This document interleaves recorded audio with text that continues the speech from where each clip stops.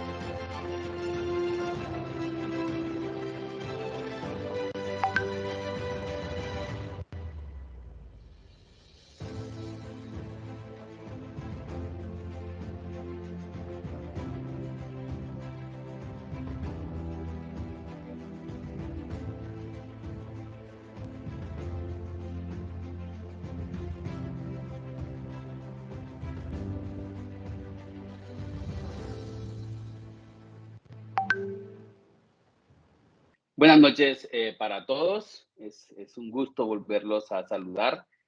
José Oñate, soy médico internista e infectólogo, presidente actual del capítulo suroccidente de la Asociación Colombiana de Infectología. Estamos en el tercer curso PROA virtual que lidera nuestro capítulo suroccidente. Y queremos agradecerles a todos ustedes la paciencia y la generosidad de su tiempo para estar conectados nuevamente. También a nuestros patrocinadores, Pfizer, BIF y también MSD, por darnos este apoyo para que se puedan llevar a cabo las reuniones.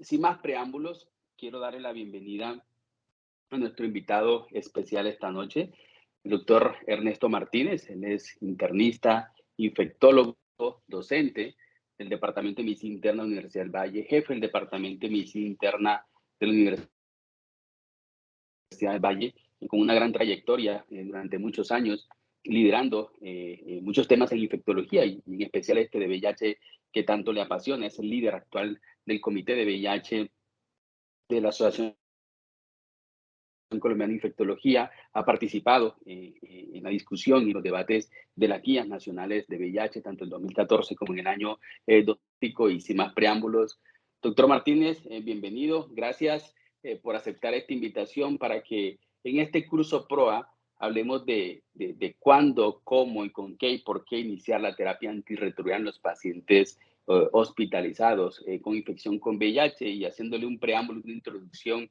a su charla, recordar que en Colombia seguimos teniendo diagnósticos tardíos de VIH. Muchos llegan en una fase ya avanzada de la infección por VIH, llegan a los servicios de hospitalización por diferentes motivos, allá donde le hacemos el diagnóstico de VIH. Y la pregunta es, nosotros como institución de salud, como PROA, ¿cómo podemos interactuar y cómo podemos hacer cada día mejor las cosas también en esta población de pacientes? Así que, doctor Martínez, mil gracias y bienvenido.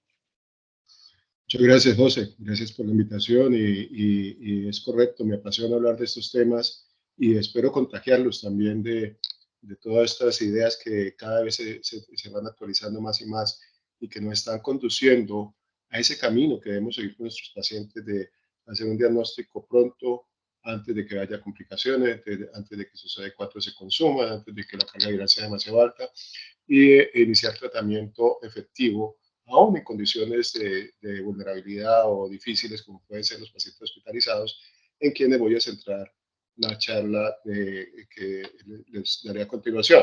Ahorita me voy a buscar la presentación y esperemos que aparezca. Por aquí. Voy a ir también interrumpiendo mientras usted busca su presentación, porque venimos en un marco de resistencia bacteriana y muchos se preguntarán por qué estamos hablando hoy de VIH. Y bueno, la respuesta es porque ustedes mismos nos han planteado que introduzcamos este tema de infección por VIH en el paciente hospitalizado. Los PROA, los comités de infecciones, también tienen muchas funciones de vigilancia epidemiológica, reporte, notificación obligatoria. Y queremos darles unas pautas muy claras. Y qué mejor que el doctor Martínez, un verdadero experto en qué hacer con los pacientes, cuándo, cómo, por qué, cuáles son esos tips que seguramente nos van a ayudar como institución de salud, como PROA, a mejorar nuestra aproximación a nuestra materia de diagnóstico y tratamiento con las personas con el virus del VIH. No olviden que el próximo 29 de junio estaremos hablando con la doctora María Virginia Villegas y con el doctor Daniel Segura sobre el tratamiento de bacterias resistentes y estas bacterias de difícil tratamiento antibiótico. Vamos a hablar de inicio de terapia antirretroviral, especialmente en el paciente hospitalizado, y para eso le hago una pequeña modificación al acrónimo de PROA. Hoy va a ser programa de uso optimizado de antirretrovirales, no de antimicrobianos. Vamos a revisar rápidamente estos aspectos: pautas generales de inicio de TAR, escenarios especiales para inicio de TAR, el concepto de TAR rápido y terapia antirretroviral en cargas virales altas y muy altas. Comencemos por los conceptos generales. Esto yo creo que es una diapositiva que es obligatoria tenerla en cuenta siempre para cualquiera de nuestros pacientes, en el sentido de que vamos a requerir tener unas variables a considerar cada vez que vamos a iniciar terapia antirretroviral en cualquier paciente con diagnóstico de novo. Y estas son las relacionadas a todas las características que son generales a todas las personas que viven con VIH, las consideraciones específicas del régimen y las condiciones, aquellas que tiene el paciente, que hacen que el régimen sea uno y no otro. Estas de acá son siempre las más importantes, sin ninguna duda, tener en cuenta la carga viral, qué tan alta está, los CD4, qué tan bajos están. En muchos países, en Colombia no hemos llegado a eso. Con el estudio que estamos haciendo en REIVA, creo que estamos seguros que vamos a tener claridad si vamos a tener que estar dependiendo de genotipos o no para iniciar tratamientos. Esto se los doy como un anticipo para el resultado de este estudio que se vendrá en los próximos meses. La determinación o no del antígeno del haplotipo HLA-B5701, que ustedes saben que está determinado en la guía para iniciar esquemas relacionados con abacavir. Hay que hacer el alelo. Las preferencias individuales del paciente, y aquí es donde yo hago énfasis porque muchas veces somos nosotros los que le imponemos al paciente lo que se debe tomar. No le damos alternativas y opciones para que el paciente ayude a esa selección. Con eso estar seguro de que hay una adherencia adecuada al tratamiento y si el paciente está listo para lo que vamos a ver ahora de lo que es el tratamiento antirretroviral rápido. Miremos acá abajo adicionalmente otras condiciones del paciente, que son aquellas comorbilidades que el paciente tiene, donde habrá la posibilidad de seleccionar un tratamiento mejor que otro. El embarazo o deseo de embarazo es una característica fundamental en toda mujer en edad fértil, y las coinfecciones obviamente determinarán qué tratamiento tendrá o no, que pueda hacer interacciones o que pueda tratar inclusive simultáneamente la hepatitis B.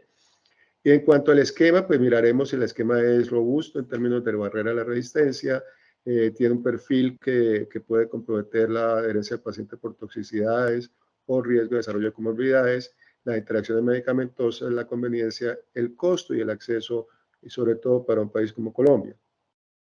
Y esto es lo que nos establece la guía de práctica clínica con base en el consenso que se hizo en el 2021. Como nos decía, como premiamos ahora al asistente a la conferencia, las terapias de primera línea son todas basadas en dolutegravir, y cuando se hizo la guía se dejaba bictegravir como también un régimen preferido para cuando estuviera disponible.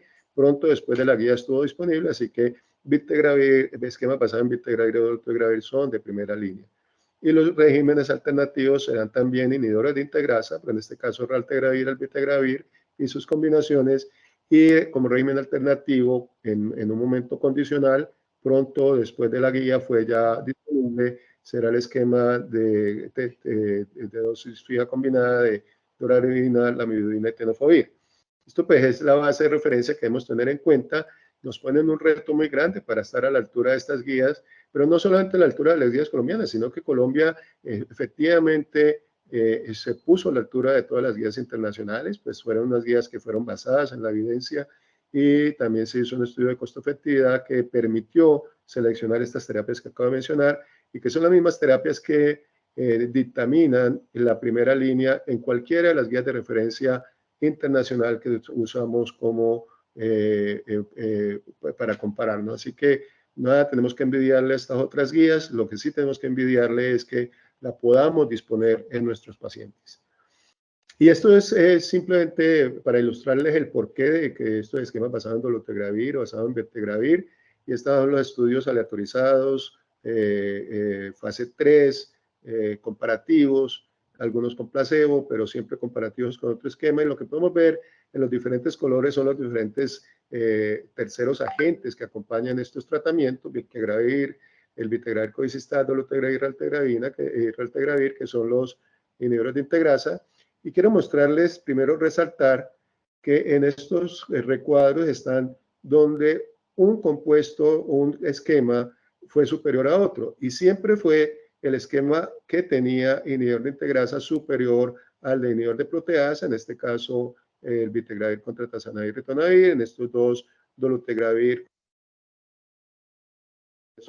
darunavir, ritonavir. Por acá está dolutegravir, abacail, lamivudina superior a tazanavir, ritonavir, y también con raltegravir hubo superioridades sobre esquemas basados en inhibidores de proteasa y efavirenz. Lo que no hubo, y pasemos al siguiente resaltamiento de esta tabla, es superioridad cuando se compararon de igual a igual en estudios clínicos aleatorizados esquemas basados de inhibidores de integrasas con inhibidores de integrasas. Y acá vemos las combinaciones de bictegravir y dolutegravir siempre iguales, no hubo ninguno de los dos que fuese no inferior. Comparó dolutegravir con raltegravir en el estudio SPRINT 2 y cuando se compararon los Gemini 1 y 2 con terapia dual o terapia triple. El único estudio de estos, que son los ensayos clínicos aleatorizados, que mostró una superioridad, fue cuando se comparó el bictegravir cobicistat con TAF, y la diferencia ni siquiera fueron los niveles de grasa, sino en este caso era TAF contra TDF, y lo demás era igual. Y este estudio favoreció la combinación con TAF. Es el único que pudiera hablarse de superioridad cuando se comparaba inhibidores de integrasas, pero no fue por el inhibidor de integrasa, sino por el tenofovir acompañante. Así que, obviamente, cuando uno ve esto, claramente establece que van a ser superiores los inhibidores de integrasa a las otras terapias basadas en análogos nucleosídicos o inhibidores de proteasa, pero no solamente eso. Y esta gráfica es muy importante porque nos muestra que aún en presencia de fallas, que siempre las hay, menos en los esquemas basados en inhibidores de integrasa, no van a emerger, mire, 0 mutaciones asociadas a resistencia en cualquiera de los estudios que le acabo de mostrar en los que se utilizó inhibidores de integrasa y de segunda generación, y en esto tengo que ser claro, son los inhibidores de integrasa, dolutegravir y bictegravir. A pesar de que hubo fallas virológicas en una fracción pequeña, nunca se documentaron mutaciones asociadas a resistencia a los inhibidores de integrasa y solamente en un paciente, en un caso, hubo una mutación que afectaba a la amidodina. Así que esto es lo que se llama altísima barrera genética y que nos permite estar tranquilos que aún en presencia de fallas virológicas no se va a generar un fenómeno de cadena continua de resistencia. Dicho esto, pues miremos qué pasa con nuestros pacientes hospitalizados y aquí les tengo algunos ejemplos. Este es un hombre que tiene sexo con hombre de 25 años, consultando un cuadro de 3 semanas que es de disnea progresiva, tos seca, síntomas respiratorios. Se le hace diagnóstico de VIH como debe ser, con 2 pruebas diferentes de anticuerpos. Y pues hay una linfopenia en el hemograma, por acá hay una creatinina un poco aumentada, la PCR está normal. Hay hipoxemia con una POG 51, un gradiente alveolar arterial de 48 y una PAFI también ya disminuida. Lo demás, los otros marcadores estaban negativos. Este paciente tiene esta radiografía y seguramente todos ustedes ya saben de qué diagnóstico estamos hablando.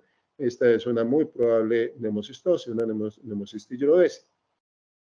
Es el diagnóstico que se le establece. El paciente requiere intubación, requiere soporte ventilatorio, se le da tratamiento como sabemos hacerlo con trimetoprim sulfa, en este caso por ser severa es de 20 miligramos por kilo día del equivalente de trimetoprim, se le da también el esquema basado en prednisona y él evoluciona favorablemente. A partir del día 6-7 hay una evolución progresiva y aquí es donde a ustedes en forma individual les hago el tratamiento, pues no tenemos montado el sistema de votación. Pero les pregunto, en relación al inicio de terapia antirretroviral, que es el tema que nos ocupa en este momento, ¿ustedes qué harían con este individuo que después de la primera semana de tratamiento antibiótico está mejor? Espera cumplir 2 semanas de tratamiento, se espera que se le retire la ventilación mecánica, se la inicia inmediatamente en el día 6 que estamos ahora, se la inicia ambulatoriamente cuando el paciente acude al programa o cuando tolere vía oral. Les dejo a ustedes que hagan la reflexión y miremos si estuvieron de acuerdo a lo que dice la evidencia. La evidencia no es nueva, la evidencia para el inicio de tratamiento antirretroviral en pacientes con infecciones oportunistas activas, hospitalizados, viene desde el 2009 por el estudio de Solopa, cuando él estaba en la Universidad de California en San Francisco, que nos establece que fueron inicios muy tempranos en el tratamiento temprano, que era comparativo con un tratamiento diferido. La mediana de días fue 12 días y en el diferido fue 45 días. Preguntémonos cuántos pacientes de nosotros tienen este tiempo de retraso desde que se les diagnostica hasta que se le inicia terapia antirretroviral. Y miren cómo en estos pacientes con infecciones oportunistas agudas, al cabo de un año, el iniciarlos tempranamente disminuyó casi a la mitad la mortalidad. Así que desde ese entonces, desde el 2009, es una norma que los pacientes que tienen infecciones oportunistas deben iniciarse el tratamiento antirretroviral en las primeras 2 semanas, como se ve en este caso. Sepamos que este estudio tuvo unas limitantes, como que la mayoría de los pacientes eran con neumocistosis, habían también toxoplasmosis y otras, pero no habían criptococosis ni tuberculosis.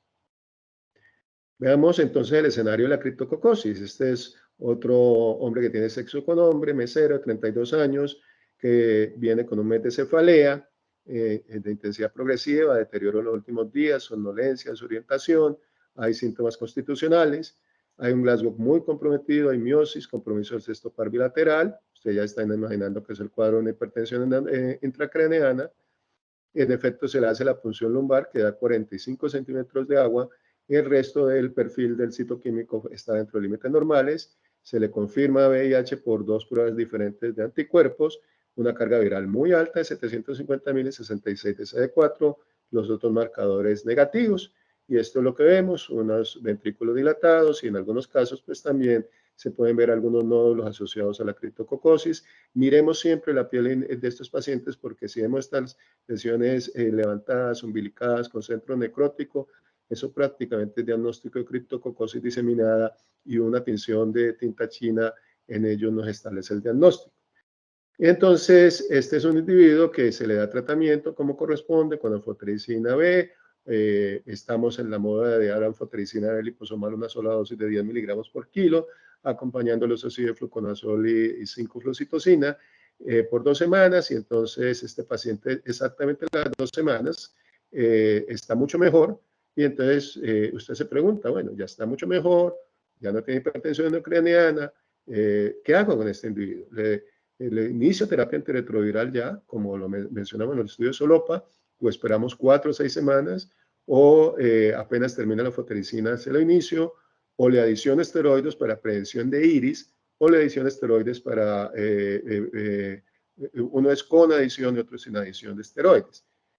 En este caso, la respuesta, seguramente los que sean expertos en VIH la conocen bien, existe este estudio COAT, que fue publicado en el 2014, que nos aclaró el inicio temprano o no de la terapia antirretroviral en pacientes con criptococosis meningia, un poco diferente a los resultados de lo que habíamos visto en otros escenarios de la hemocistosis, entre otras. Y es que los pacientes que tenían criptococosis meningia, cuando se le iniciaba tratamiento en forma temprana, y aquí vemos mortalidad, y aquí vemos la mortalidad a los primeros 10 días, claramente hay una señal de incremento de la mortalidad muy significativa en los pacientes que tenían inicio temprano de la terapia antirretroviral. Esto fue en las primeras 2 semanas. Y desde ese entonces se habla de que es preferible posponer la terapia antirretroviral con este estudio COVAD unas 4 o 6 semanas. Y aquí vemos cómo se separan las curvas rápidamente desde muy temprano entre la supervivencia mejor en los que tienen terapia diferida y los que tienen terapia más temprana. Pero curiosamente, esa mortalidad diferente se establece en aquellos que no tienen ninguna respuesta leucocitaria en el líquido cefalorraquídeo, tal como el paciente que les comenté, 0 leucos, porque si hay de 5 o más leucos en el citoquímico, en este caso no hubo diferencia en la mortalidad. Esto es poco usual, realmente vemos pocos leucos en estos pacientes porque están muy inmunosuprimidos. Pero pudiese ser que si tenemos 10, 15, 20 leucos y la razón de esos leucos, los linfocitos, en la criptococosis, este paciente puede salirse de ese esquema de esperar 4 o 6 semanas y puede tener un inicio más temprano. Y esto lo digo porque si bien es claro que este estudio mostró que la mortalidad aumenta con un inicio temprano en las primeras 2 semanas, no es bueno retrasar el tratamiento antirretroviral en los pacientes con infección por VIH y SIDA avanzado, como son estos individuos que estamos discutiendo acá. Pues, disminuirá la mortalidad en el caso de criptococosis meningia, pero se permanecerá este paciente a riesgo de que emerjan otras infecciones oportunistas que también puedan estar relacionadas con mortalidad por este retraso. Así que es mejor individualizar un poco el tratamiento y hay algunas, en Europa salió un estudio hace poco del primer mundo, donde haciendo bien las cosas y manejando bien la hipertensión ucraniana, con punciones lumbares repetidas, les pudieron iniciar tratamiento a las 2 semanas y no hubo un incremento de mortalidad. Así que lo dejo como una interrogante que todavía está abierto, pero nuestro país probablemente se parezca más en su contexto general al COAT, que fue pues, en Sudáfrica, en África subsahariana, que lo que se parezca a Estados Unidos y Europa. Miremos otro diagnóstico que es muy común, toxoplasmosis del sistema nervioso central. Es el mismo tipo de paciente, pero ahorita se presenta con cefalea y fiebre y puede no tener más. Pero este paciente sí, al cabo de varios días hace desorientación, compromiso de la esfera mental y hace hemiparesia izquierda con glabio comprometido. Finalmente se le encuentra estas lesiones que para ustedes van a ser muy características de toxo. Y en efecto lo son lesiones múltiples, aquí los ven, que con predominio en ganglios basales y con un efecto de masa y una desviación en línea media muy significativa.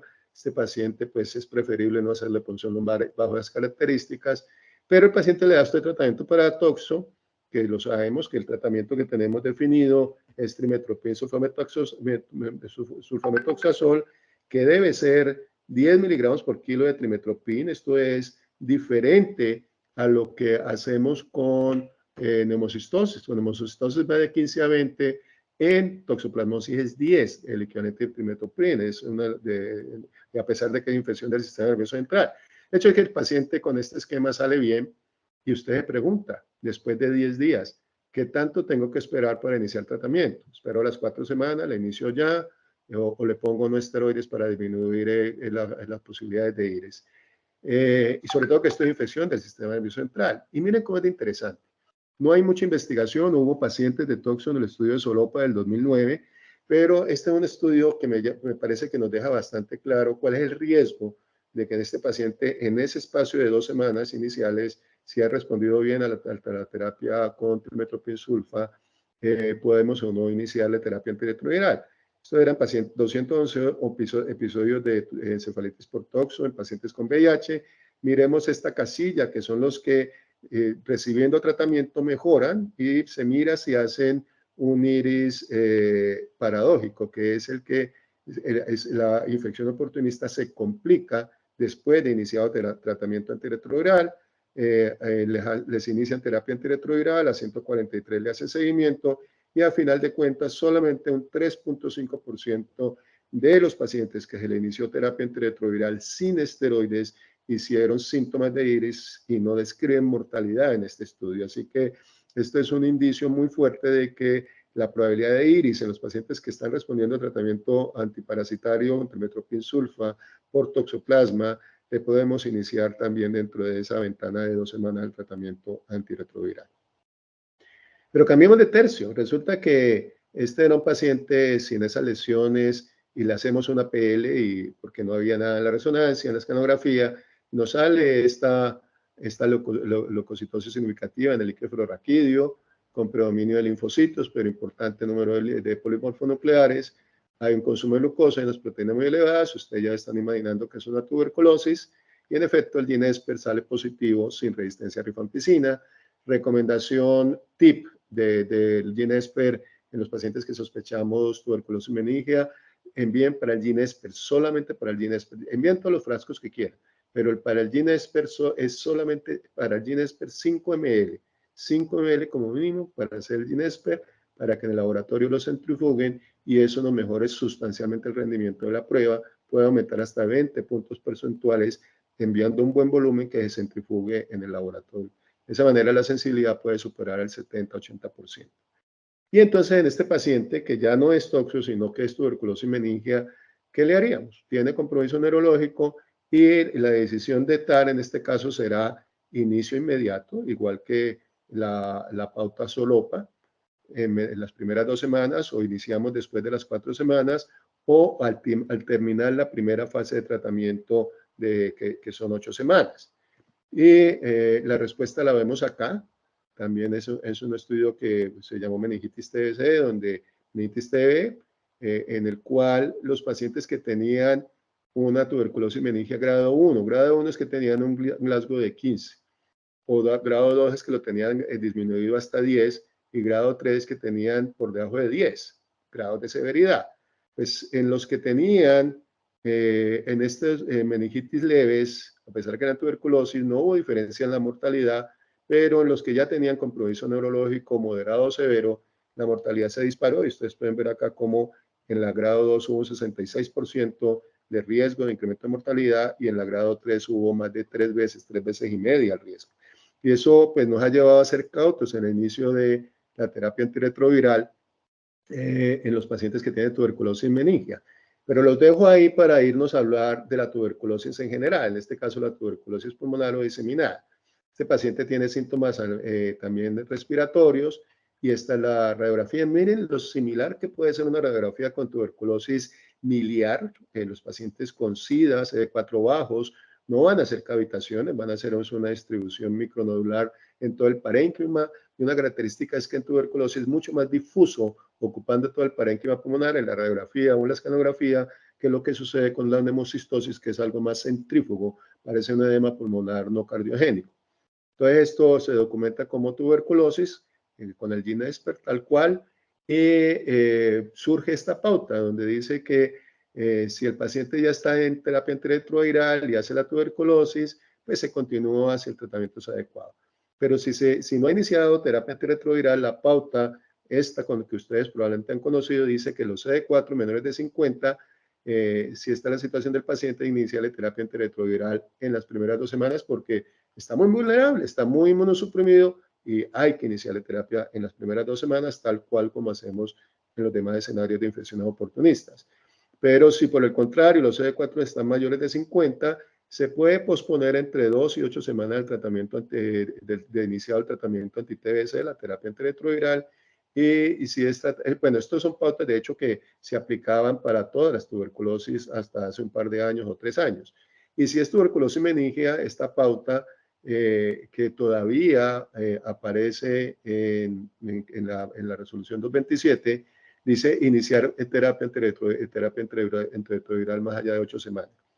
El hecho es que realmente esto pues se ha cambiado sustancialmente en los últimos 2 años. Esto ya no debe ser la guía de inicio de terapia antirretroviral el paciente con tuberculosis, bien sea pulmonar, diseminada o meningia, y desde el 2021, posterior al desarrollo de la guía, se menciona que todo paciente que tiene tuberculosis VIH con o sin SIDA, y a las 2 semanas de iniciado tratamiento para la tuberculosis, independiente de los CD4, se le debe iniciar terapia antirretroviral. Pero en el 2021, en marzo, la Organización Mundial de la Salud nos ponía en relieve que si hay meningitis o se sospecha meningitis, es una excepción y es mejor esperar 4 semanas al menos. Pero aquí les tengo una chiva, que probablemente algunos de ustedes ya lo saben. En la última guía de la International AIDS Society, la guía americana, una de las 2 guías americanas, nos sale nos hunden el acelerador, nos lo presionan más. Nos dicen que para todo paciente hay que iniciar la terapia antirretroviral de nuevo en las primeras 2 semanas, y de hecho, mire, idealmente entre los primeros 7 días, todos los pacientes, estoy hablando de todos. Y nos dicen que debe ser igual o menos a 2 semanas para toda infección oportunista en tratamiento, incluso todo caso con tuberculosis sin meningitis. Miren, 2 semanas, toda tuberculosis sin meningitis. Y meningitis debe ser tratada con esteroides, y es un nivel de evidencia que me parece bastante fuerte para una recomendación que es novedosa, y es que los pacientes que tienen tuberculosis meningia le iniciemos la terapia antirretroviral no a las 4 o 5 semanas, sino en las primeras 2 semanas, siempre y cuando venía siendo tratada con esteroides. Y adivinen qué, todas las meningitis TBC las tratamos con esteroides. Entonces, el corolario de esto es que si usted tiene un paciente con tuberculosis meningia y ha tenido una buena respuesta clínica en esas primeras 2 semanas con el tratamiento de anti-TBC y esteroides, pues no hay razón para posponer el tratamiento más allá de 2 semanas. Y sin duda, si no tiene meningitis, ningún paciente debería demorársele más de 2 semanas la terapia antirretroviral. Pero la misma guía todavía dice que debe haber un retraso un poquito más paciente del inicio de la terapia antirretroviral para las meningitis por criptococo, primero que no la plantea en 4 a 6 semanas, la plantea en 2 a 4 semanas. Recuerda que les comenté que pues allá dispone probablemente de recursos y capacidades que no podremos contar en todos nuestros centros en Colombia, pero si un paciente va bien y responde bien y hemos controlado la hipertensión intracraneal, puede calificar para este término de 2 a 4 semanas, y esto nos hace concluir de que la terapia antirretroviral es cada vez más rápida. Cada vez es más pecado, miremoslo de esa manera, demorarla.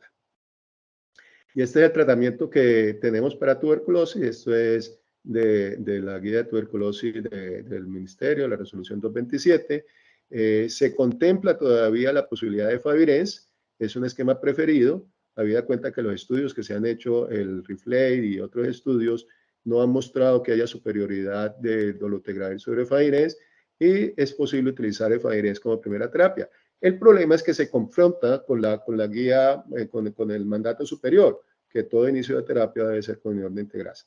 Pues en este caso, lo que nos falta para poder completar la ecuación es saber cuál es la resistencia primaria que tenemos en Colombia en el momento actual, que a ver si nos permite todavía utilizar el Favirenz como primera elección o no. Y esto es algo que sabremos, y ahí los dejo. Quiero dejarles toda la expectativa del mundo para que en un par de meses, máximo 3, me estén preguntando qué dio el estudio que estamos haciendo con Reviva, que ya estamos completando la captación de pacientes en todo el país con cerca de 500 pacientes. Entonces, si hay alguna contraindicación o el día de mañana vemos que la resistencia pretratamiento es mayor del 10% para inhibidores no nucleosídicos, pues tendremos que utilizar inhibidores de integrasa, o si hay alguna otra razón como compromiso hepático o alteraciones ya del sistema nervioso por la misma tuberculosis, alguna contraindicación, pues no utilizaremos el Favirenz, sino un inhibidor de integrasa, y las dosis son preferiblemente dobles de raltegravir por el estudio Riflate, el 1 que salió hace más de 10 años, y en los pacientes que tienen cargas virales menores de 100.000 copias podemos utilizar la dosis normal de 400 miligramos cada 12 horas, porque eso mostró el Riflate TV2, que en esos pacientes la respuesta clínica y virológica era muy buena. Y probablemente la mayoría de nosotros está utilizando preferiblemente dolutegravir 50 miligramos cada 12 horas. Y mire, en rojos están los inhibidores de la proteasa solamente en situaciones muy particulares donde no se pueden utilizar los anteriores, y eso implica tener problemas con la rifampicina. Estos son los estudios. Este es el primer Riflate que comparó 2 dosis de raltegravir con Favirenz, y no hubo, son estudios pequeños en ese momento, 51, 52 pacientes, no hubo ni superioridad de ninguno de los 3 esquemas. Entonces era un estudio fase 2, quedó la duda, se hizo el fase 3, eran más de 400 pacientes, y este fase 3 que eligió solamente comparar Favirenz con raltegravir 400 miligramos cada 12 horas, o sea, la dosis normal de raltegravir. En este caso, raltegravir demostró no cumplir la no inferioridad, o sea, podemos decir que fue inferior a Favirenz. Por lo tanto, esa dosis no es igual para todo el mundo, pero como les comenté, en aquellos que tienen unas cargas virales menores de 100.000 sí lo fue. Y no cumplió el criterio de no inferioridad por este menos 14 que ven acá. Este extremo inferior del intervalo de confianza debió haber sido máximo 12. Fue 14, por lo tanto, raltegravir fue inferior. Y después viene más recientemente, aunque ya hace varios años, el Inspiring, que comparó Favirenz con dolutegravir. Pero resulta que no era una comparación realmente, sino que se establecieron las cohortes, se miró prospectivamente cómo era, y se encontró que con Favirenz a 48 semanas la respuesta virológica era 82 y con dolutegravir era 75. Aquí superponen las curvas, da la impresión de que son iguales por los intervalos de confianza, pero realmente no pueden compararse básicamente porque el N que lograron, este N, no permitió hacer diferencias significativamente estadísticamente significativas. Así que eso es algo observacional, no comparativo, que indica que al menos dolutegravir a la dosis doble de 50 cada 12 horas pareciera que es similar a la respuesta de Favirenz, y eso nos permite utilizarlo cuando no podemos utilizar el Favirenz. Pero ahorita, hace un par de semanas, 3 semanas, sale la información más reciente, que es el Radiant. Y este es un estudio muy interesante porque se atrevieron a comparar una dosis de TLD. TLD es dolutegravir 50 miligramos con tenofovir lamivudina. Ustedes saben que es la presentación genérica que está circulando más ampliamente en todo el mundo con dolutegravir.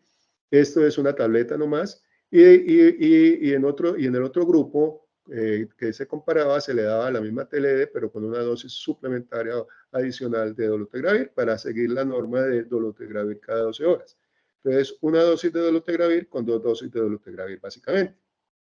Tampoco es un estudio comparativo, simplemente superponen las curvas y ustedes pueden ver que prácticamente son idénticas las curvas. Ambos lograron a 24 semanas una supresión virológica, carga viral menor de 50 copias del 83%. Y miren lo que les estoy diciendo, es una dosis de dolutegravir versus 2. Y plantea entonces que posiblemente hemos estado utilizando mucho dolutegravir a través de todos estos últimos años a raíz del estudio de Spiring y a raíz de los estudios farmacocinéticos que se hicieron hace unos 10 años y que una dosis única pudiera ser suficiente.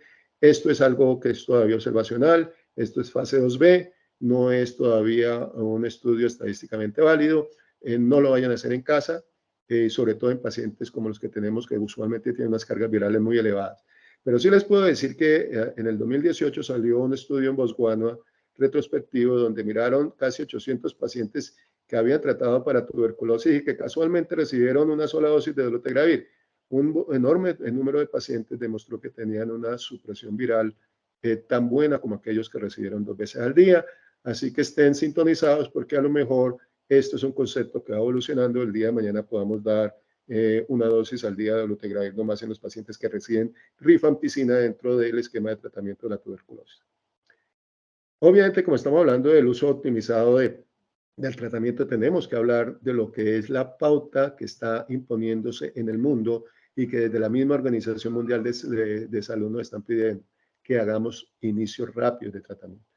La guía, cuando la desarrollamos, pues definimos que fueran 4 semanas, pero no porque 4 semanas fueran buenas, sino porque se veía que dentro del modelo de atención colombiano, acelerar menos a eso a 2 semanas, a 10 días o a 7 días o el mismo día de la primera consulta iba a representar muchas barreras y no lo hacía como una recomendación práctica. Y la mensaje que ustedes tienen que tomar con esta recomendación es que máximo 4 semanas desde el diagnóstico, no desde que lo recibe el paciente en el centro, desde el diagnóstico. Así que le llegó a las 3 semanas del diagnóstico, pues les queda 1 semana para iniciar el tratamiento, para poder cumplir con la guía. Las guías que siempre miramos de referencia, todas dicen lo mismo: inícielo tan rápido como sea posible y que el paciente esté dispuesto. Aquí el paciente cuenta con mucha relevancia para tomar la decisión. Algunas hablan del mismo día de tratamiento, como la europea, la OMS habla de 7 días, la última de Elías habla de máximo 7 días. Digamos que hacerlo en los primeros 7 días puede ser equivalente a hacerlo más inmediato. ¿Cómo se hace esto? Pues cambiando el modelo de atención.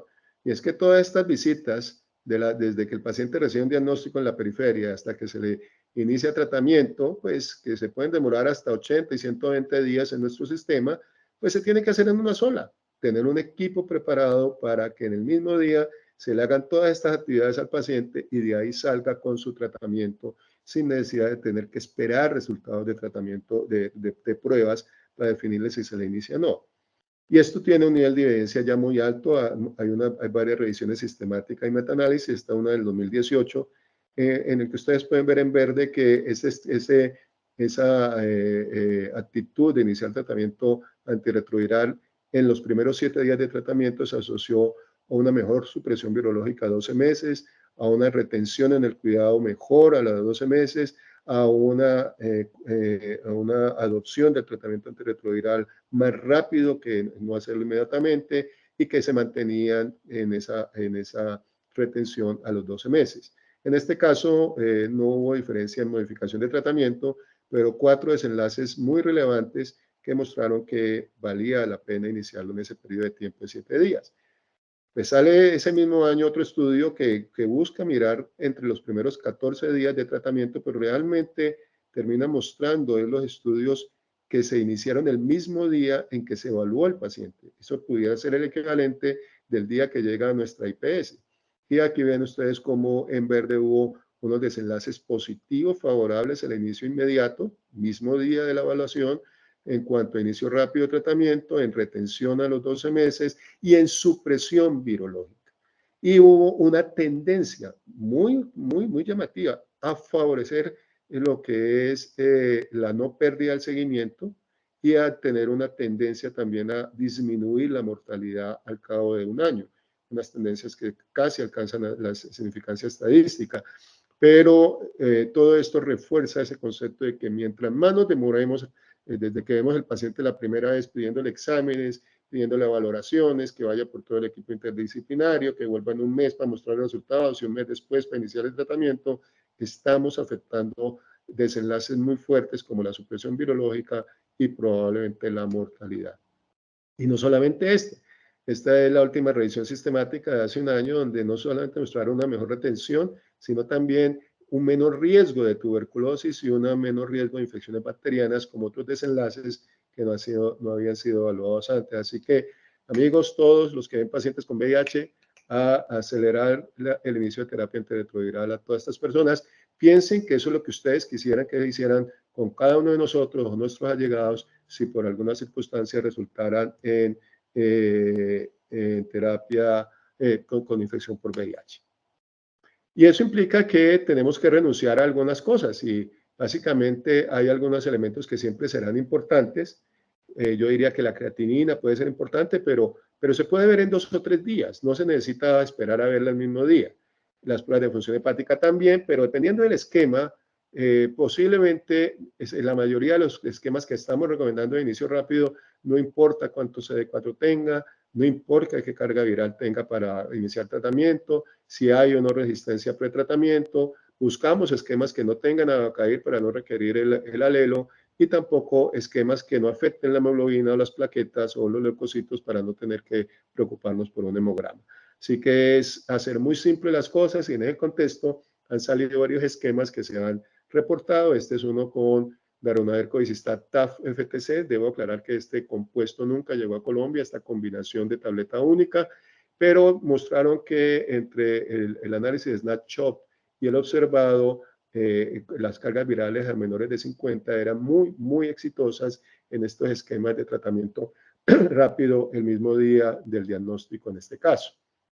Eso fue con esta combinación de darunavir covicistat. Tenemos el estudio, el STAT, que salió hace un año largo, con dolutegravir y lamivudina. Miren, un esquema dual con dolutegravir y lamivudina se atrevió a hacer un estudio de inicio rápido. Y las respuestas, acá vemos en los pacientes que continuaban bajo tratamiento al cabo de 48 semanas, casi el 100% estaban suprimidos. Cuando se miraba ya el enfoque de intención de tratar o el snapshot de la FDA, pues por aquellas pérdidas por inasistencia, porque no volvían a consulta, afectaban estos cumplimientos, pero excelentes resultados. Y no solamente eso, también lo hizo este estudio 055 FAST con betegravir TAF-FTC, con un diseño similar, y encontramos que en los análisis de snapshot o por protocolo, sea resultado observado, la respuesta era muy favorable en estos pacientes que la iniciaba el mismo día de la primera visita o del diagnóstico. Eso nos lleva a preguntar estas recomendaciones que hemos hablado de tratamiento rápido y todo. ¿Hay evidencia de que realmente la carga viral alta o muy alta no importe? A lo mejor ese afán que ponemos sale a costa de que si sale una carga viral de 1 millón de copias, estemos a riesgo de que se nos emerja resistencia y falla virológica. Pues esto ha sido un hito y esto ha sido un punto de dificultad en la historia de los tratamientos antirretrovirales. Esta es una revisión sistemática, mire, también muy reciente, ahorita de marzo de este año, que nos repasan los estudios bandera, los estudios clásicos de ensayos clínicos aleatorizados, y miran acá primero el recuento CD4 y se establece que hay un riesgo significativo de falla virológica en aquellos que tienen un CD4 para comenzar bajos, menores de 200. Y esto, como ustedes pueden ver acá, es casi el doble de riesgo frente a aquellos que tienen CD4 mayores de 200. Así que es un problema. Y aquí es la carga viral. El otro era CD4 y esta es carga viral, y aquí vemos también los mismos estudios. De hecho, hay más estudios acá que miraban la relación de la carga viral entre más y menos de 100.000 copias y el riesgo de falla virológica, y aquí vemos que el riesgo es 75% más alto en aquellos individuos que tienen una carga viral mayor de 100.000 copias. Entonces, aquí nuestro querido asesor nos dice que ojo con los CD4 y la carga viral con la falla virológica para inicio de tratamiento. Y en eso comienzan a salir los estudios. Entonces volvámonos al Diamond, al estudio de Darunavir, Covistat, TAF-FTC. Y acá vemos que si hay una diferencia entre comenzar con cargas virales de menores de 100.000 a mayores de 100.000 y sobre todo en la intención de tratar. También obviamente en el observado, pero la magnitud es menor. De manera que se pierde algo en estos pacientes, al menos con este esquema de Darunavir, Covistat, y hay que tenerlo en cuenta. Cuando se publicó el IMEA 055, pues también se hizo la comparación entre las cargas virales. Aquí está, menores de 100.000, entre 100.000 y 500.000, mayores de 500.000. Hay que recalcar que siempre los Ns en estas cargas virales altas son mucho más bajos. Y aquí lo ven en el estudio de Darunavir, Covistat, y aquí lo ven también en el estudio de Vitegravir, y se puede apreciar que aún así, pues, la proporción de pacientes que van a hacer cargas virales menores de 50 al cabo de 24 semanas va a ser menor que con cargas virales mayores de 100.000, que aquellos tienen cargas virales menores de 100.000. En este caso, con Vitegravir también sucedió. Y si vemos unas cargas virales mayores de 500.000, aclarando que el N es muy pequeño, pues también se vio ese descenso y sin embargo hubo actividad. Pero yo pienso que lo que más ha llamado la atención a todos es lo que fue el análisis del estudio STAT y de los estudios Gemini en términos del cuál era el resultado del control virológico en los pacientes que tenían cargas virales altas y muy altas. Miren, esta es la velocidad con que cae la carga viral en aquellos que tienen unas cargas virales no tan altas. Miren, esto es lo que vemos. En las primeras 4 o 6 semanas ya hay casi una supresión virológica, una caída muy significativa en logaritmos de base 10. Y aquí vemos que pareciera que es más efectivo inclusive con cargas virales mayores de 100.000. Esta es toda la población y estos son mayores de 100.000. No, lo que pasa es que obviamente si es una carga más alta, obviamente la pendiente caída va a ser mayor porque tiene más campo hacia donde bajar. Pero igual, la velocidad y el éxito con el cual se logró esa caída viral, tanto en los que tenían terapia dual como los que tenían terapia triple, porque esta fue la forma en que se diseñaron estos estudios, el éxito o la caída o el control virológico a cargas virales menores de 50 fue excelente con los dos esquemas de una manera muy rápida. Y si miramos el STAT fue muy interesante porque miró específicamente los resultados con cargas virales mayores de 500.000. Ustedes pueden ver acá en las barras los análisis de intención de tratar y acá por protocolo, análisis observado. Ustedes miran que con cargas virales menores hubo un buen éxito terapéutico, pero de alguna manera, cada vez que la carga viral era más alta, y aquí vemos entre 500.000 y 1.000.000 y mayor de 1.000.000, y entre mayor de 500.000 y mayor de 1.000.000 hay 38 pacientes, vemos que no se perdió eficacia de ninguna manera. Y alguien pudiera decir, se me antoja que está mejor. Digamos que no fue inferior, implicando que en efecto hay con el uso de dolutegravir y la midudina, no importa la carga viral, no importa la carga viral, y si lo vemos en los pacientes que seguían bajo tratamiento, ni se diga.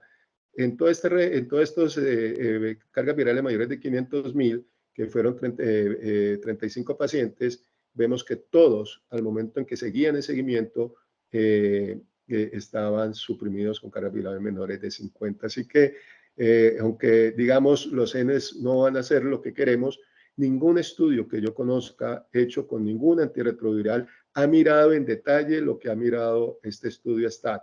De hecho, lo máximo que hacen es lo que les mostré en cargas virales menores de 100.000 o mayores de 100.000. Así que esto es una información adicional que usualmente no se tiene en ningún estudio.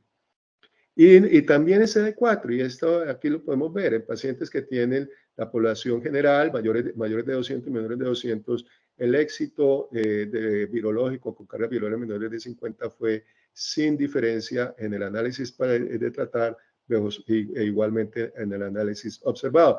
Y esto es muy importante porque ustedes recuerdan que Gemini 1 y 2 tuvo esa señal que se persistió hasta las 144 semanas, en las cuales los CD4 menores de 200 se acompañaban de una menor proporción de supresión virológica, que siempre nos explicaron los colegas de GSK y los investigadores que era por factores no virológicos. Entonces, para concluir, los paradigmas de terapia antirretroviral para el 2023 los resumo acá de una forma muy sencilla. Terapia antirretroviral para todos los pacientes que tienen VIH, terapia antirretroviral para todos rápido, terapia antirretroviral para todos rápido para prevenir transmisión. Recordemos que uno de los mensajes de estas terapias rápidas es que se controla la carga viral del individuo infectado y asimismo va a transmitir menos. Y también rápido para mejor retención y supresión viral y irnos acomodando en lo que buscamos con prevención y con tratamiento antirretroviral para todos, de que el individuo indetectable es intransmisible. Y que las mejores evidencias que tenemos hasta ahora es que esto se puede lograr con inhibidores de integrasa de segunda generación, dolutegravir y bictegravir. Y para aquellos que también desean conocer cómo es la dinámica de PROA, programa de uso optimizado de antirretrovirales, en cambio de tratamiento, los remito a la guía, en lo cual hay estas tablas un poquito más generosas, en las cuales ustedes pueden ver, dependiendo de la problemática que el paciente está reportando con la terapia actual, cuál es la terapia de cambio que se recomienda en la guía. Terminamos diciendo que tenemos que individualizar en la mejor manera posible, siempre buscar lo mejor para el paciente. El paciente cuenta, que cada vez vemos que menos es igual a más. Quiere decir que una tableta probablemente es igual a 2 o 3 tabletas o a 2 dosis. Inclusive, pues ustedes saben que se vendrá en Colombia el próximo año, esperamos las terapias también parenterales inyectables, que implican tratamientos de mantenimiento que son cada 2 meses, una inyección. Y bueno, con esto los dejo, por si todavía están interesados en hacer preguntas y aclarar dudas, con muchísimo gusto. Gracias, doctor, por su excelente charla y por esta puesta práctica al día de la terapia antirretroviral y sobre todo de las implicaciones que tiene la terapia antirretroviral para bien de nuestros pacientes, donde queremos el objetivo mantener su calidad de vida. Pero vamos a tratar de hacerle varias preguntas, remitiéndonos al concepto de la visión hospitalaria. Porque yo creo que a las personas que están aquí conectadas, que todos son líderes de comité de infecciones, les va quedando claro que la terapia antirretroviral es prácticamente una urgencia a iniciar en el contexto del paciente hospitalizado. Y eso implica que debemos tener nuestra guía colombiana, debemos tener los protocolos actualizados de las clínicas y hospitales y, por supuesto, con una farmacia que tenga los medicamentos y a su vez, como usted lo mencionó, vigilar las interacciones medicamentosas. Pero mi primera pregunta es, paciente que está en UCI, en ventilación mecánica, usted puso un caso de neumocistis, Giroveshi, y el paciente está bajo ventilación mecánica, bueno, y queda con traqueostomía, pongámoslo. ¿Cuándo le comienzo la terapia antirretroviral al paciente? Porque es una pregunta del intensivista. Si lo hago en la UCI, si espero que vaya a piso, ¿usted qué recomienda en ese caso?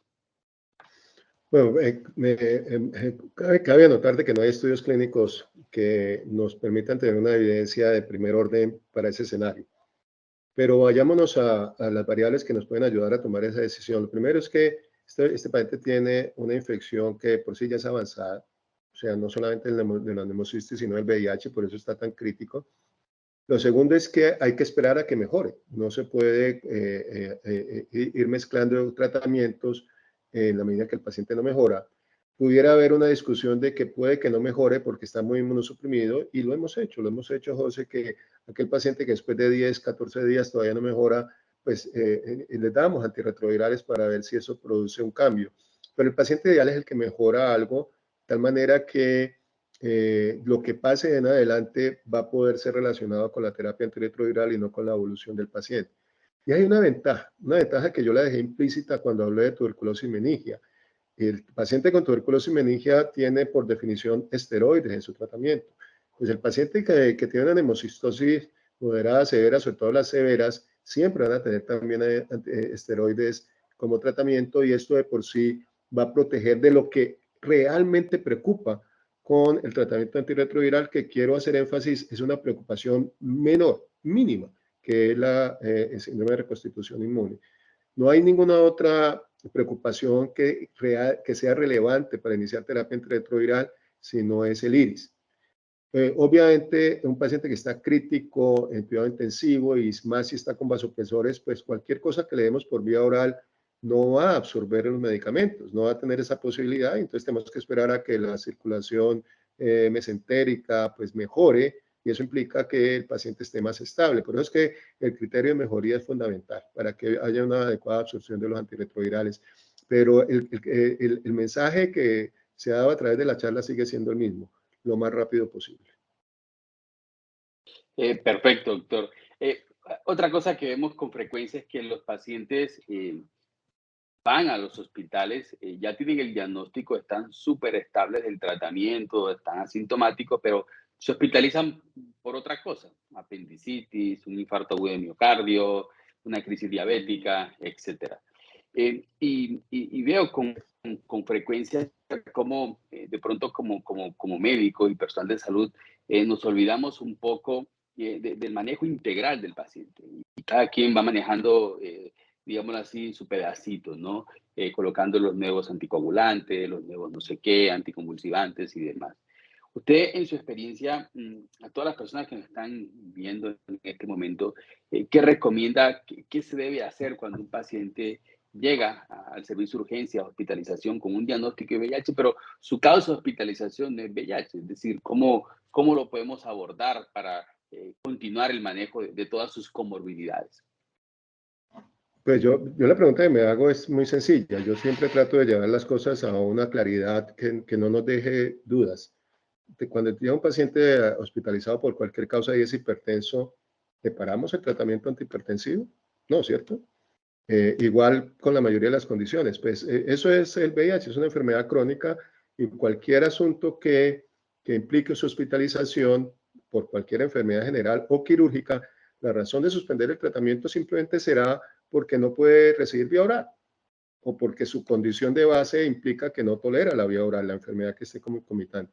Pero por lo demás no se le debe parar nunca ningún tratamiento a ningún individuo que tiene infección por VIH previa en tratamiento, a menos de que se considere, inclusive esto es una muy buena pregunta, porque la excepción pudiese ser el paciente que tiene una criptococosis meningia, que se le inició tratamiento hace 2 o 3 semanas y ahorita está nuevamente crítico, cefalea, hipertensión endocrinal, casi que está en coma. Pues les cuento una cosa, tú lo sabes muy bien, José, esta guía global que salió, que fue de origen europeo, de las asociaciones de micología, de criptococosis, y que estamos discutiendo en el tiempo presente con la Asociación Colombiana de Infectología y la Universidad Nacional para su adaptación para Colombia. Ellos plantean de que en el caso de criptococosis meningia, que en el cual usted le inició tratamiento antirretroviral y desarrolla un iris, trate esa hipertensión endocrinal, pero no le suspenda tratamiento. Yo diría que eso es todavía controversial y va a depender realmente de la severidad con que se defina esa respuesta inmunológica paradójica que está haciendo el individuo. Pero se ha llegado al punto que hasta para algunos grupos aún, que es el escenario máximo que tenemos, aún están esos casos, están recomendando no suspender. De nuevo, es controversial, podemos no estar de acuerdo todos, pero eso implica una tendencia clara de no suspender terapias antirretrovirales. Perfecto. Y de hecho le iba a preguntar sobre el iris, porque pues a veces no estamos en una encrucijada si empezar el tratamiento o esperar, ¿no? Un poco más el tratamiento. Entonces, la pregunta se la voy a hacer un poco más directa. ¿Hay que tenerle miedo al iris o más bien a la progresión del VIH? ¿Usted qué opina y cómo decide en esos casos? ¿Le doy tratamiento mejor, me espero un poco? Bueno, el iris es como el coco. Uno le tiene miedo cuando es chiquito y ya cuando es grande ya no le tiene miedo. Y eso es lo que queremos, que todos se sientan suficientemente confortables para que no le tengan miedo al coco. El iris, históricamente, pues se viene describiendo desde hace muchos años, tiene dos características. Puede ser frecuente, pero casi nunca mata. O sea, molesta, pero no mata. Pero lo que sí mata, y eso también ha sido claramente visto en los estudios HAPI, del Camellia, todos estos estudios de tratamiento antirretroviral en tuberculosis, es que el retrasar la terapia antirretroviral es la principal causa de mortalidad en estas personas, no es el iris. El iris produce una mortalidad del 1 o 2%, mientras que dejarlo sin terapia antirretroviral en estos pacientes con CD4 muy bajas pueden tener una mortalidad del 15 a 20%. Así que no olvidar eso. Dejar a los pacientes en terapia antirretroviral por miedo al coco, al iris, es un pecado. Y es más, no lo mencioné, pero lo voy a contar ahora. Recordemos que para iris también hay antídotos. Para iris también hay antídotos. Entonces, el paciente, y se ha visto en el escenario particularmente de tuberculosis, no para criptococosis. De hecho, para criptococosis hay un estudio con esteroides hace unos 8 años, publicado en el New England Medicine, donde el efecto fue deleterio. No hubo ningún beneficio y dar esteroides para prevenir iris no produjo ningún beneficio. Pero en tuberculosis, que es como el otro temor que se genera con la terapia antirretroviral, uno tiene dos opciones. Si el paciente ya tiene tuberculosis y le va a iniciar tratamiento antirretroviral, le puede iniciar concomitantemente esteroide, le da prednisona, una dosis de 40 miligramos al día por 2 semanas, y en las siguientes 2 semanas es la mitad, 20 miligramos. O si el paciente por alguna razón se le inició terapia antirretroviral teniendo tuberculosis y llegó con inflamación en todas partes, con dolores articulares, con compromiso en piel, con fiebre, está haciendo un iris, en ese paciente se puede tratar el iris. Ya no sería prevención, sino tratamiento con esteroides, con prednisona, una dosis de 1.5 miligramos por kilo día, 2 semanas, y las siguientes 2 semanas la mitad de esa dosis. Así que, bien sea para prevenirlo o tratarlo, hay antídotos, hay prevención y hay tratamiento. Así que tranquilos, aún con tuberculosis hay cosas para hacer. Lo que no podemos tolerar es no iniciar terapia antirretroviral pronto. Bueno, súper, creo que nos van quedando mensajes muy claros de empezar tratamiento antirretroviral durante la hospitalización, que no es necesario o lo ideal, mejor dicho, es dárselo estando el paciente hospitalizado y no darle la salida para que vaya a un programa de atención integral y se puede perder un tiempo muy valioso. Acá nos preguntan a la doctora Claudia Velázquez sobre consideraciones éticas, sobre todo, en un paciente VIH, en cuidados paliativos, con una comorbilidad de mal pronóstico, algunos aspectos éticos de suspender o no la terapia antirretroviral. Esta es una decisión muy difícil, pero queremos escuchar su opinión. ¿Qué hacer como grupo de atención integral manejando pacientes con VIH, con una comorbilidad significativa en cuidados paliativos? ¿Paramos o no paramos la terapia antirretroviral? Yo diría que pues, hay que individualizar cada caso y no tengo una mejor respuesta a eso, porque depende de cuál es el pronóstico a corto término que tenga esa persona. Si realmente el cuidado ya es paliativo terminal, pues lo mejor que podemos hacer es darle una muerte la mejor posible, facilitar una muerte la mejor posible en el paciente terminal. Y eso implica que puede haber toxicidad con los antirretrovirales, puede haber efectos adversos y también la dependencia de tener que consumir medicamentos orales cuando realmente no estamos cambiando ningún pronóstico. En ese individuo yo lo tengo claro, así como en la unidad de cuidado intensivo, en hospitalización, también le paramos antibióticos por infecciones bacterianas a muchos de ellos, por la misma razón. En este caso sería eso. Pero si el paciente tiene una expectativa de vida ya de semanas o meses, pues probablemente lo que hay que mejorarle es la calidad de vida y en ese periodo de tiempo, y la calidad de vida también va de la mano de la terapia antirretroviral. Súper, gracias, doctor. Aquí hay una pregunta de Carlos, ¿qué es el iris? Nos pregunta, ¿qué es el iris? ¿Cómo le podemos informar a Carlos acerca de este síndrome de reconstitución inmunológica? Y no es una pregunta oftalmológica, ¿cierto? No lo es, ¿no? No. Sí, no, muy buena pregunta y me disculpan los que no son muy iniciados en el VIH, porque sé que esta es una audiencia para todo lo que es concepto de antimicrobianos.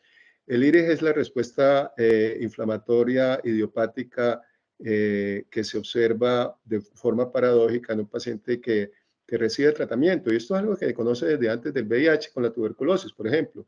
Pacientes con tuberculosis muy comprometida, diseminada, les daban tratamiento anti-TBC nomás. Y resulta que terminan haciendo cefalea, fiebre, dolores articulares, compromisos hepáticos, compromisos orgánicos, solamente porque al suprimir la carga micobacteriana, en este caso, el sistema inmune se recuperaba, y el sistema inmune quiere decir la policía. Entonces aparecía el SMAC, y el SMAC lo que hace es producir más inflamación, en mi ejemplo muy humilde que hago para que lo entienda. Pero eso es lo mismo que sucede con la terapia antirretroviral, y es que el individuo que tiene unos CD4 de 20, 30, 0, vemos CD4 de 0, le comenzamos a dar terapia antirretroviral, y en cuestión de 2, 3 semanas, más aún con estas terapias con inhibidores de integrasa, pueden tener 50, 100, en un mes, mes y medio pueden tener 150, y todo eso es una mejor respuesta inmune. Y se activa la respuesta inmune, tanto humoral como celular, y que se encuentran que como no había policía, todo el parque estaba invadido de todo tipo de delincuentes, y entonces en esa lucha contra todos estos microorganismos que estaban proliferando sin ningún control, se produce una respuesta inflamatoria que va a ser molesta, va a haber fiebre, va a haber dolores, pero no va a causar mortalidad en la gran mayoría de los casos. Por lo tanto, este CIRI, como sería la traducción en español, o el IRIS, es algo para tener en cuenta, prevenirlo, como ya lo indiqué, con esteroides en el caso que se pueda, pero no para retrasar la terapia antirretroviral. Súper. Bueno, creo que hay más preguntas y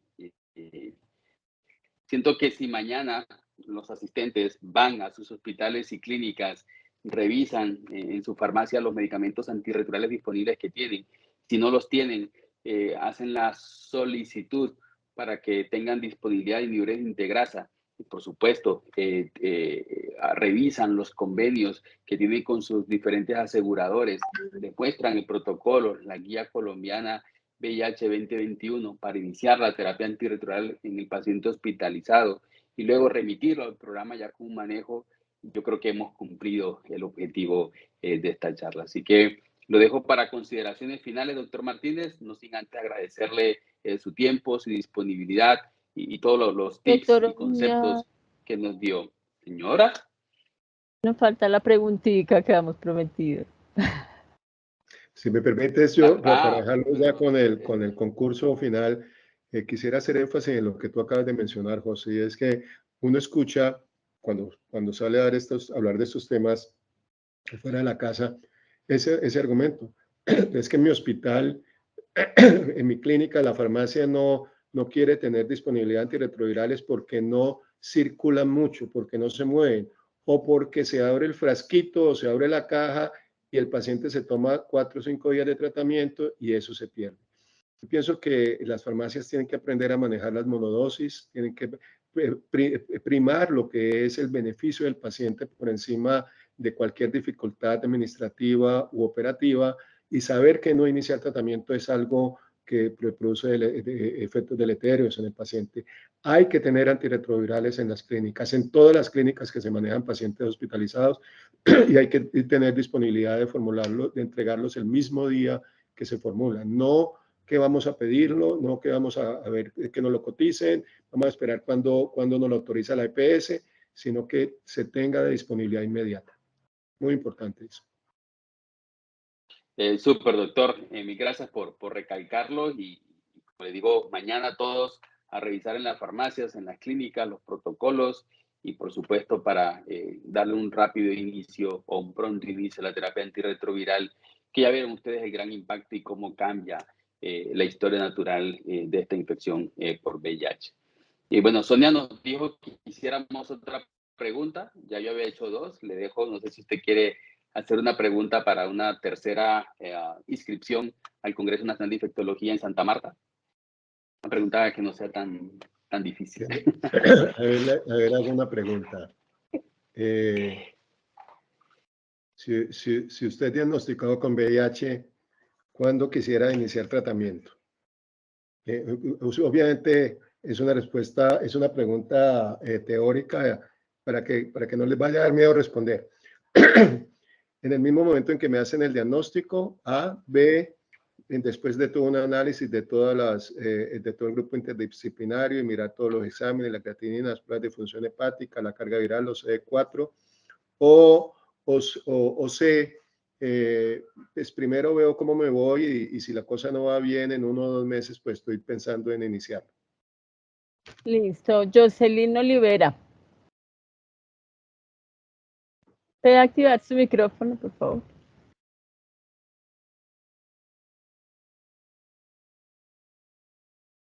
Jocelyn, 1, 2, Jocelyn, 3. en este concurso el que piensa pierde. Si no le damos la oportunidad a Azucena.